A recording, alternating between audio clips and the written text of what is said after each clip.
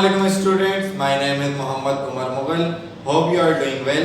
आज का जो हमारा लेक्चर है वो कॉस्ट अकाउंटिंग के ऊपर है। इसका हमने एक लेक्चर अपलोड किया था जिसके अंदर हमने कॉस्ट की बेसिक एलिमेंट्स ऑफ कॉस्ट और क्लासिफिकेशन ऑफ कॉस्ट के ऊपर डिटेल से बात की थी। आज के लेक्चर के अंदर हम उन्हीं चीज़ों से कुछ बेसिक 5 फॉर्मूलाज करने वाले हैं और इसका फिर फॉर्मेट भी बनाएंगे और उसके बाद एक सिंपल सा क्वेश्चन करके आपको बताएंगे कि इसको कैसे आपने ट्रीट करना है या इसकी कैसे ट्रीटमेंट करनी है। सबसे पहले हम बात करते हैं प्राइम कॉस्ट की। तो जनाब देखिए, प्राइम कॉस्ट आपकी मेन कॉस्ट है किसी भी प्रोडक्ट को बनाने के लिए। तो जब किसी भी प्रोडक्ट को बनाने के लिए प्राइम कॉस्ट मेन कॉस्ट है तो उसके लिए आपको 2 मेन कंपोनेंट्स चाहिए, दैट इज डायरेक्ट मटेरियल और डायरेक्ट लेबर। जब तक ये 2 चीजें नहीं होंगी तो आपकी प्रोडक्ट कैसे बनेगी। तो इसका मतलब क्या हुआ कि प्राइम कॉस्ट का फॉर्मूला क्या है, direct material plus direct labour. तो ये आपकी हो जाएगी प्राइम कॉस्ट, मेन कॉस्ट। उसके बाद क्या कहते हैं कि कन्वर्जन कॉस्ट। आप जब प्रोडक्ट के ऊपर मटेरियल लगा रहे हैं तो उस मटेरियल को फाइनल फिनिश गुड्स में कन्वर्ट करने के लिए कोई ना कोई तो चाहिए होगा। तो कौन चीजें हैं या कौन सी चीजें जो आपको चाहिए होंगी, एक तो लेबर चाहिए। तो इसका मतलब है कि मैं यहां पर डायरेक्ट लेबर लिख लूं और दूसरी चीज क्या, कुछ मुझे उसके ऊपर एक्सपेंसेस फैक्ट्री ओवरहेड्स लगाने पड़ेंगे। तो वो दोनों चीजें मेरी प्रोडक्ट को कन्वर्ट कर देंगे एक फिनिश यूनिट्स में। तो इसका मतलब मैं यहां पर क्या लिखूंगा, फैक्ट्री ओवरहेड्स। तो ये मेरा फॉर्मूला भी हो गया कन्वर्जन कॉस्ट का। प्राइम कॉस्ट मेन कॉस्ट है, direct material plus direct labour, conversion cost direct labour plus factory overhead. अच्छा एक बात देख लें, फॉर एग्जांपल मैं कहता हूं आपके पास प्राइम कॉस्ट गिवन है, डायरेक्ट मटेरियल गिवन नहीं है, डायरेक्ट लेबर गिवन है। तो क्या आप डायरेक्ट लेबर की वैल्यू निकाल सकते हैं? जी हां, बिल्कुल निकाल सकते हैं। फॉर एग्जांपल मैं कहता हूं प्राइम कॉस्ट है 100 रुपए, डायरेक्ट लेबर आपको मालूम कर, सॉरी डायरेक्ट मटेरियल मालूम करना है और डायरेक्ट लेबर आपके पास फॉर इंस्टेंस 40 है। तो क्या आप डायरेक्ट मटेरियल की वैल्यू निकाल सकते हैं? जी बिल्कुल निकाल सकते हैं। 100 को यहीं रखें प्राइम कॉस्ट को, वहां प्लस हो रहा था, यहां अगर 40 माइनस हो गया तो डायरेक्टली मटेरियल की कॉस्ट आ गई 40। तो आप फॉर्मूले को ऐसे घुमा भी सकते हैं, कोई कंफ्यूजन वाली बात नहीं है, ठीक है ना। इसी तरीके से कन्वर्जन कॉस्ट में भी आप ये काम कर सकते हैं। कभी कभार फैक्ट्री ओवरहेड को के साथ ये केस किया जाता है, या तो डायरेक्ट अमाउंट दे देंगे या बोलेंगे कि ये डायरेक्ट लेबर का इतना % है, या कभी कभार आपको डायरेक्ट लेबर नहीं दिया जाएगा और ये बोल दिया जाएगा कि फैक्ट्री ओवरहेड जो है वो, फॉर एग्जांपल मैं कहता हूं कि फैक्ट्री ओवरहेड ब्रैकेट में 80% या कोई भी परसेंटेज आपको दे सकते हैं ऑफ डायरेक्ट लेबर और आगे अमाउंट लिख देगा फॉर इंस्टेंस 80,000। इसका मतलब क्या हुआ कि फैक्ट्री ओवरहेड 80,000 है, फैक्ट्री ओवरहेड की अमाउंट 80,000 है, लेकिन वो 80% है किसका, डायरेक्ट लेबर का। तो आपने टोटल मालूम करनी थी कि ये फैक्ट्री ओवरहेड 80% है डायरेक्ट लेबर का। तो इसका मतलब है कि मुझे एक रिवर्स के अंदर कैलकुलेशन करनी पड़ेगी कि 80,000 मल्टीप्लाई बाय 100 डिवाइडेड बाय 80, ऐसे करके मुझे कॉस्ट टोटल निकालनी पड़ेगी। तो ये रिवर्स कॉस्ट आ जाएगी, ठीक है जनाब। उसके बाद हम चलते हैं अपनी नेक्स्ट कॉस्ट के अंदर। ये वाली चीजें मैं आपको आगे आने वाले क्वेश्चन के अंदर भी और मजीद डिटेल से बताऊंगा। मैन्युफैक्चरिंग कॉस्ट के इस पीरियड में जो आपने अपनी प्रोडक्ट मैन्युफैक्चर की है, बनाई है, उसके ऊपर कितनी कॉस्ट आई, तो जो आपकी प्राइम कॉस्ट के अंदर कंपोनेंट थे और कन्वर्जन कॉस्ट के अंदर कंपोनेंट थे, उन तीनों को अगर मैं ऐड अप करवा दूं तो मेरा क्या बन जाता है, manufacturing cost, that is direct labour, direct material plus direct labour plus factory overhead, FOH आप इसको लिख देते हैं। तो इन तीनों को अगर मैं ऐड अप करवा दूं तो मेरे पास क्या आ जाता है, मैन्युफैक्चरिंग कॉस्ट। अच्छा, अब अगर आपको क्वेश्चन में एक बात गिवन हो कि डायरेक्ट मटेरियल है और कन्वर्जन कॉस्ट है, मैन्युफैक्चरिंग कॉस्ट निकालें, क्या ये मुश्किल है?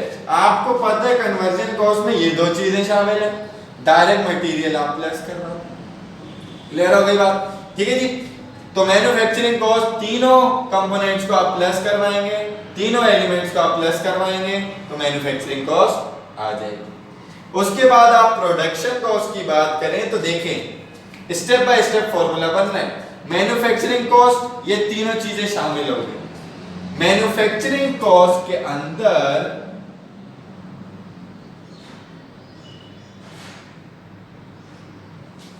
अगर आप प्लस करवा दें, क्या करवा दें, प्लस करवा दें, क्या भाई, एडमिनिस्ट्रेटिव एक्सपेंसेस, यानी कि ऑफिस वगैरह के खर्चे अखराजात, सारे एक्सपेंसेस आप ऐड करवा दें तो आपके पास प्रोडक्शन कॉस्ट आ जाती है आपकी प्रोडक्ट की। ठीक है जी। तो ये आ गई आपकी प्रोडक्शन कॉस्ट। तो जैसे इसके अंदर मैंने आपको बताया कि ये फिगर नहीं है, ये और ये है, तो आप रिवर्स करके निकाल सकते हैं। फाइनली आपके पास फिफ्थ फॉर्मूला है टोटल कॉस्ट का। तो देखें प्रोडक्शन कॉस्ट किसके बराबर है, मैन्युफैक्चरिंग प्लस एडमिनिस्ट्रेटिव। तो प्रोडक्शन कॉस्ट के अंदर अगर मैं प्लस करवा दूं, क्या करवा दूं, प्लस करवा दूं, क्या चीज भाई, सेलिंग एंड डिस्ट्रीब्यूशन एक्सपेंसेस, तो मेरे पास क्या आ जाएगा, मेरे पास आ जाएगी total cost of the product. तो स्टेप बाय स्टेप हमारे पांचों फॉर्मूला होंगे। प्राइम कॉस्ट, मेन कॉस्ट है direct material plus direct labour, conversion जो कि कन्वर्ट करेगी मटेरियल को फिनिश यूनिट्स में, डायरेक्ट लेबर, फैक्ट्री ओवरहेड। ठीक है जी। थर्ड है मैन्युफैक्चरिंग, आपको बन गई है तो उसके लिए मतलब तीनों आपको एलिमेंट्स चाहिए। उसके बाद प्रोडक्शन कॉस्ट है, तो जो मैन्युफैक्चरिंग से मुराद direct material, direct labour, factory overhead का प्लस, तो उसके अंदर प्लस करवा देंगे एडमिनिस्ट्रेटिव एक्सपेंसेस। ठीक है जी। ये प्रोडक्शन कॉस्ट हो गई।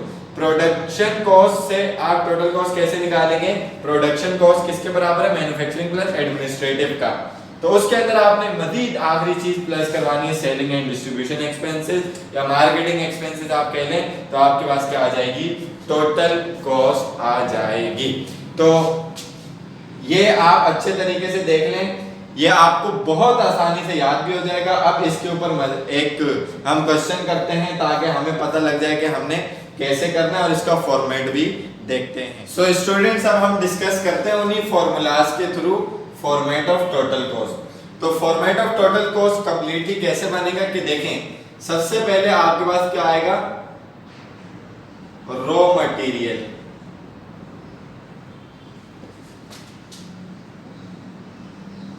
रॉ मटेरियल के अंदर आप ऐड करवा दें, क्या बात हमने कही थी कि रॉ मटेरियल के अंदर आप ऐड करवा दें डायरेक्ट लेबर, या direct material, raw material, direct labour, या आप इसको ये कैसे लिख लें, रॉ मटेरियल कंज्यूम। तो डायरेक्ट लेबर को ऐड करवाएंगे तो ये हमारे पास क्या आ जाएगी, प्राइम कॉस्ट। यही बात हमने सीखी थी। ये तो आ गई हमारे पास प्राइम कॉस्ट। ठीक है ना, दो कंपोनेंट्स हमारे पास आ गए। उसके बाद अगर हम एक तीसरी चीज जो थी वो ऐड करवा दें, वो क्या थी, फैक्ट्री ओवरहेड्स,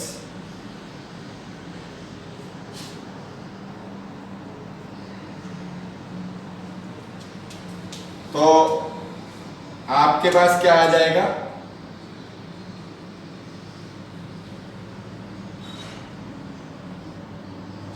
आपके पास आ जाएगा मैन्युफैक्चरिंग कॉस्ट।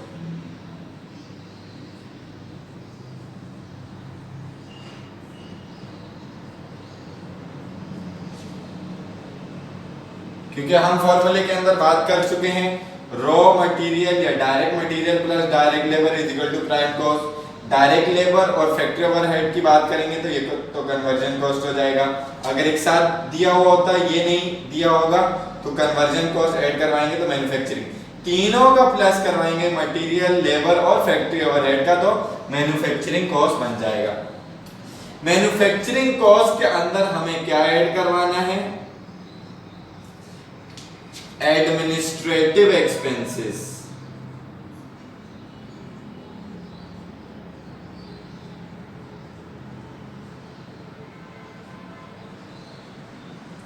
एडमिनिस्ट्रेटिव एक्सपेंसेस हम ऐड करवाते हैं तो जो चीज हमारे पास आती है उसको हम क्या कहते हैं, प्रोडक्शन कॉस्ट।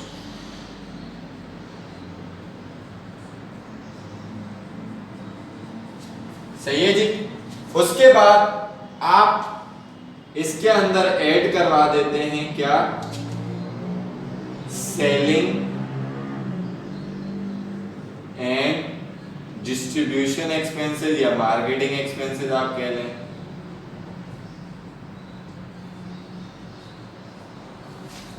तो फाइनली आपके पास जो फिगर आ जाता है वो किसका आ जाता है, वो आ जाता है टोटल कॉस्ट। तो ये आपका फॉर्मेट था टोटल कॉस्ट निकालने का, raw material, direct labour, prime cost, overhead, manufacturing cost, तीनों को प्लस करवा लिया, फिर एडमिनिस्ट्रेटिव प्लस किया तो production cost, selling and distribution plus किया तो टोटल कॉस्ट आपके पास आ गया। फर्दर आगे जाकर हम ये भी देखेंगे कि रॉ मटेरियल कंप्लीटली उसकी अपनी एक अलग स्टेटमेंट क्या है, वो कैसे निकलता है, और उसके बाद कॉस्ट ऑफ गुड्स मैन्युफैक्चर्ड का फॉर्मेट भी डिस्कस करेंगे, कॉस्ट ऑफ गुड्स सोल्ड का भी। तो आहिस्ता आहिस्ता एक एक चीज हम डिस्कस करेंगे। तो ये हमारे पास फॉर्मेट हो गया टोटल कॉस्ट का।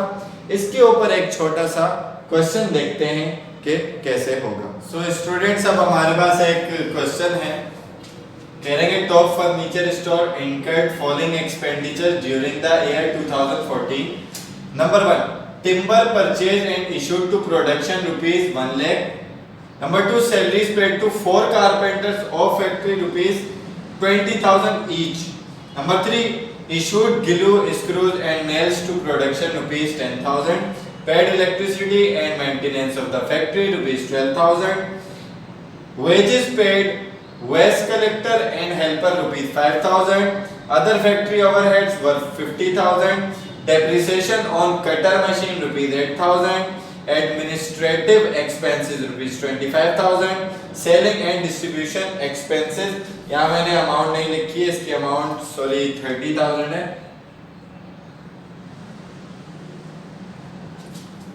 तो required calculate prime cost, manufacturing cost, production cost, total cost and conversion cost. तो पूरा फॉर्मेट जो हमने पीछे डिस्कस किया उसी के अकॉर्डिंग हम कंप्लीटली कर लेते हैं ताकि आसानी से हमारा काम हो जाए। इसमें सिर्फ कन्वर्जन कॉस्ट को हमें थोड़ा अलग से करना पड़ेगा। अब अगर हम यहां पर कंप्यूटेशन करें, जैसे कि यहां से, या इसको फॉर्मूला बेस अलग अलग भी करना चाहें तो कर सकते हैं। कंप्यूटेशन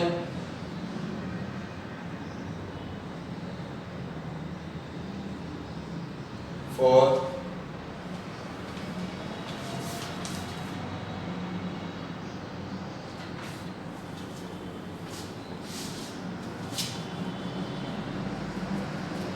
तो यहां पर हम यहां से करते हैं कि भाई computation for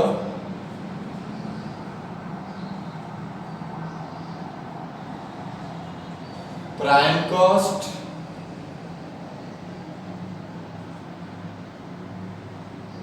manufacturing cost,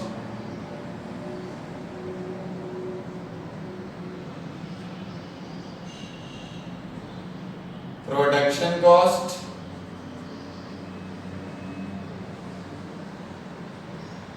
and total cost.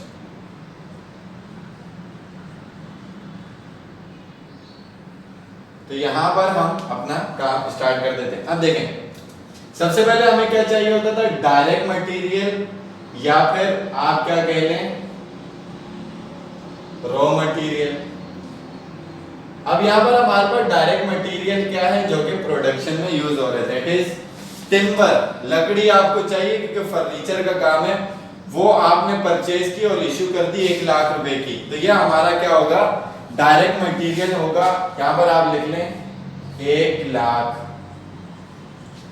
इसके अंदर हमारे पास क्या ऐड होता था, डायरेक्ट लेबर ऐड होता था, तभी तो हमारा प्राइम कॉस्ट आता था। तो डायरेक्ट लेबर हमारे पास क्या है, देखें, salaries paid to 4 carpenters of factory ₹20,000 each.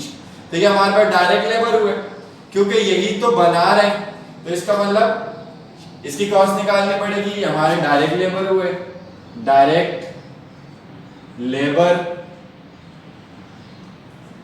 4 multiply by 20,000, तो डायरेक्ट लेबर की कॉस्ट आपके पास आ जाएगी ₹80,000। इसको आप प्लस करवाएंगे तो आपके पास पहली रिक्वायरमेंट आ जाएगी प्राइम कॉस्ट। प्राइम कॉस्ट 1,80,000 ये आपके पास आ गया। उसके बाद आप क्या करते थे, ऐड करवाते थे फैक्ट्री ओवरहेड,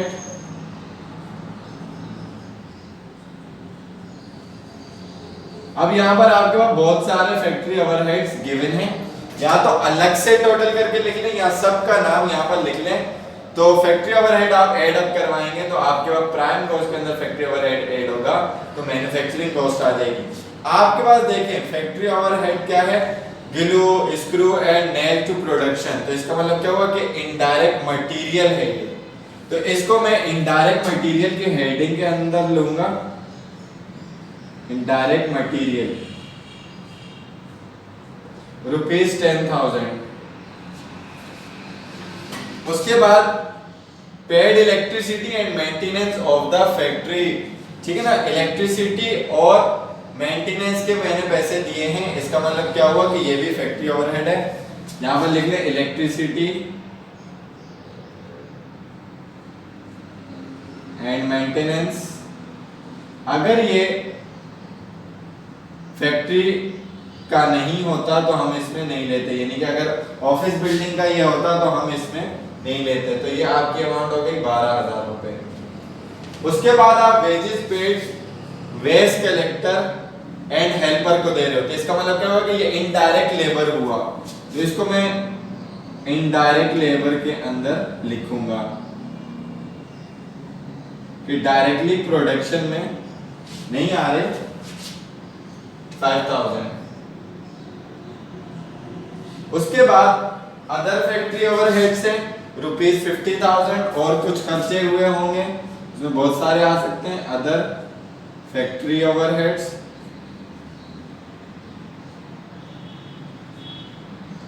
₹50,000। उसके बाद आपको कह रहे हैं कि depreciation on cutter machine, cutter machine के ऊपर हुआ है डेप्रिसिएशन, तो वो भी आपका फैक्ट्री ओवरहेड में आएगा। डेप्रिसिएशन ₹8,000।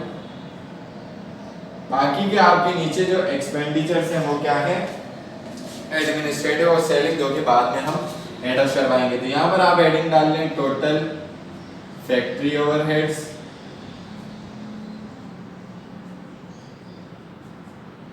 जो कि आपने ऐड करवाने हैं यहाँ पर प्राइम कॉस्ट में। तो 50,000, 60,000, 70,000, 78,000 के अंदर आप 2 मिला लें तो आपके पास 80 और 85,000 के फैक्ट्री ओवरहेड्स आ जाएंगे। ये आप ऐड करवाएंगे तो आपके पास क्या आ जाएगा, मैन्युफैक्चरिंग कॉस्ट।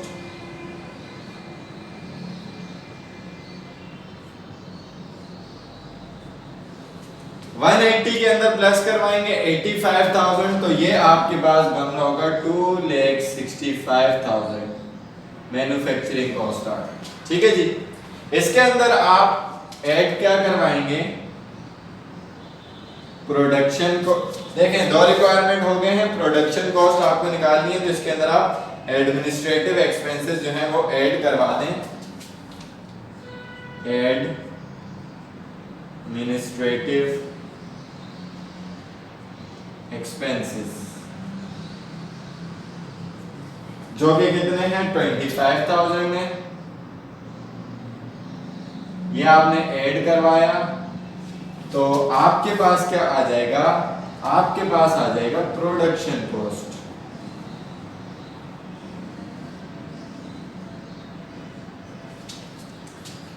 प्रोडक्शन कॉस्ट आपके पास आ जाएगी 2,90,000। ठीक है जी। लास्ट रह गया प्रोडक्शन कॉस्ट हो गई, आपके पास टोटल कॉस्ट रहता है, तो सेलिंग एंड डिस्ट्रीब्यूशन एक्सपेंसेस आप ऐड करवा दें, add selling and distribution expenses,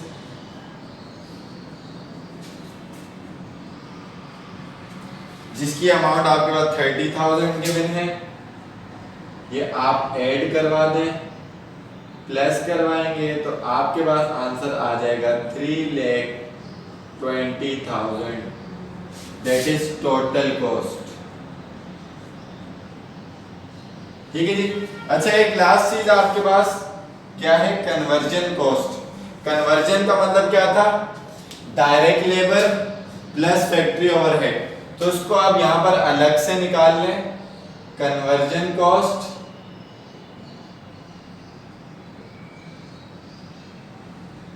is equal to direct labour plus factory overheads. Direct labour की अमाउंट आप निकाल चुके हैं 80,000, प्लस फैक्ट्री ओवरहेड की भी अमाउंट आप निकाल चुके हैं 85,000। 80 80 160 प्लस 5 165, ये आपकी CC it means conversion cost आ चुकी है। तो आई होप कि आपको ये समझ में आ गया होगा। यहाँ पर फैक्ट्री ओवरहेड का पार्ट दोबारा देख लें कि आप इसको अलग से टोटल करके भी कर सकते हैं, इसके अंदर भी मिला सकते हैं, कोई मसले वाली बात नहीं है, आपका आंसर एक जैसा ही आएगा।